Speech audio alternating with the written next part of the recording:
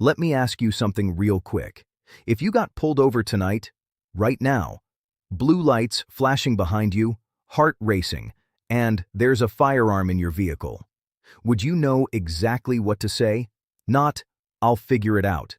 Not, "I think I know." I mean the exact words, in the right order, without hesitation. Because here's the truth most people don't like to admit. There's a massive difference between carrying legally and being prepared for that exact moment. And that gap, that small gap right there, that's where things go wrong. That's where calm situations turn tense. That's where legal carriers accidentally create problems. That's where one sentence, one movement, changes everything. So in this video on Seniors Update Hub, Floyd is going to walk you through this the right way. No politics, no fear tactics, just real-world facts that actually matter when it counts. And trust me, the last part of this video, that's the part most people never think about until it's too late. Now, before we even talk about what to say, you need to understand something critical. There is no single national rule in the United States for firearm disclosure during a traffic stop. None. What you're required to say, when you're required to say it, and what documents you must provide, all of that depends entirely on the state you're in. And here's where it gets serious. These laws don't just vary a little bit. They fall into completely different categories. And which category you're in changes everything. Some states require immediate disclosure the moment an officer makes contact with you. That means the second they walk up to your window, you must inform them you're carrying. No delay, no waiting, no if they ask. Other states don't require you to say anything up front. But if the officer asks you directly, then you are legally required to answer truthfully. And then there are states where there's no general duty to inform. But that does not mean you have no responsibilities. You may still have to present your permit or respond if questioned directly. So here's the problem. Most people don't actually know which category they fall into. They assume. And assumptions during a traffic stop? That's where mistakes happen. Now here's something even more important. And this is where experienced carriers get caught. Your home state rules do not follow you across state lines. The second you cross into another state, you are playing by completely different rules. And people mess this up all the time. Not because they're careless, but because they're on autopilot. They've done it the same way for years, so they assume it's the same everywhere. It's not. And Floyd wants you to really lock this in. Preparation doesn't start when the officer walks up to your window. It starts before you even turn the key in your car. Now, let's talk about something most people never consider. What the officer already knows. Before they even reach you.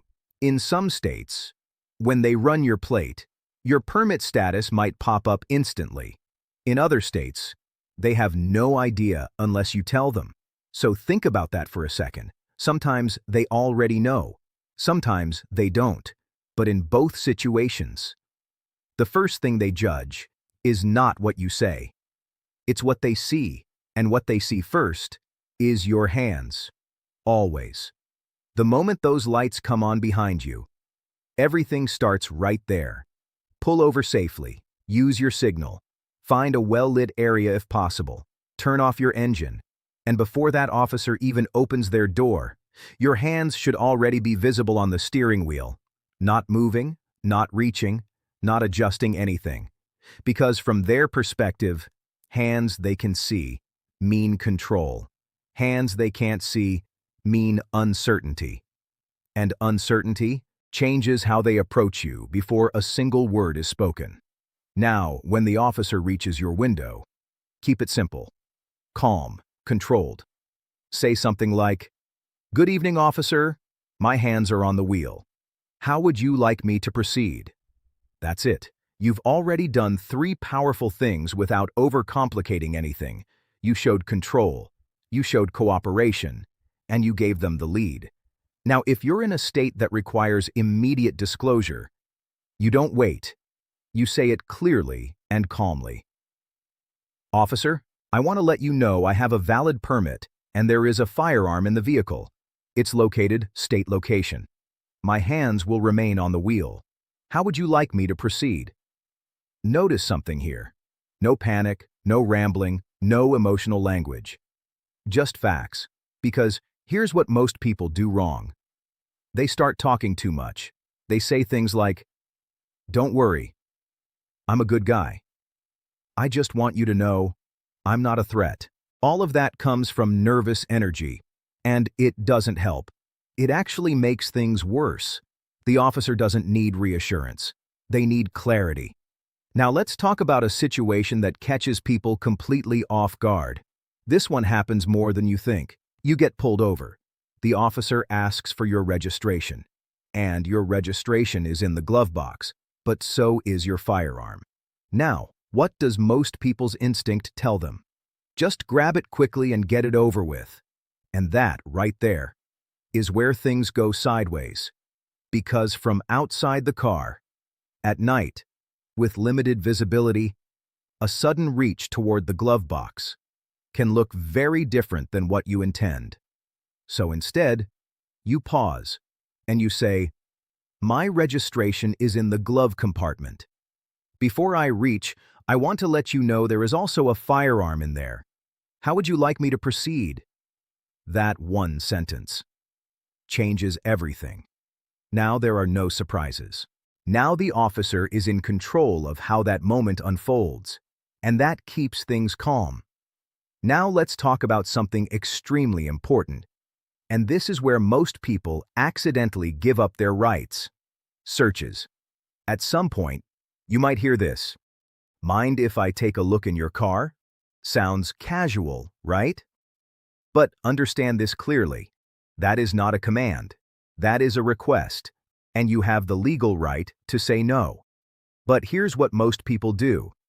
They say yes, because they want to seem cooperative, because they feel pressured, because they think saying no makes them look guilty. None of that changes your rights. If you don't want to consent, you say, "I don't consent to any searches." And then you stop talking. No explanation, no justification, no "I have nothing to hide." Because the moment you start explaining, you weaken your position. Now here's the key part. If they search anyway, you do not resist physically. You stay calm. You repeat that you do not consent. And you let the legal system handle the rest later. Because what happens on the side of the road is not where you win that battle. Now Floyd needs you to understand something else. Officers do have authority during a traffic stop. They can ask you to step out of the vehicle. They can ask passengers to step out too. And in certain situations, they can conduct a limited safety search. So remember this balance. You comply physically, but you protect your rights verbally, both at the same time. Now, here's something that completely changed how these situations are handled. A real Supreme Court case. A man was arrested for a minor traffic issue, handcuffed, locked in a patrol car, completely secured, and officers still searched his vehicle. They found illegal items, but the case went all the way to the Supreme Court, and the court ruled that search was not automatically justified. That ruling changed everything, because now an arrest alone does not automatically give officers the right to search your vehicle. There has to be a valid reason tied to safety or evidence. And later, another ruling made it clear. Police cannot extend a traffic stop unnecessarily, just to investigate further without proper justification. Now, you don't argue these things on the roadside, but you need to understand them, because knowledge changes behavior. Now, let's talk about the biggest mistakes people make. Number 1, talking too much. When people get nervous, they start rambling. They contradict themselves. They confuse the situation. They create problems that didn't exist. Keep it simple. Number 2, saying, "I know my rights." Even if you do, that phrase creates tension immediately. Save legal arguments for court, not the roadside. And number 3, the most costly one. "Go ahead, I've got nothing to hide. That one sentence gives away your protection, and once it's gone, you can't take it back.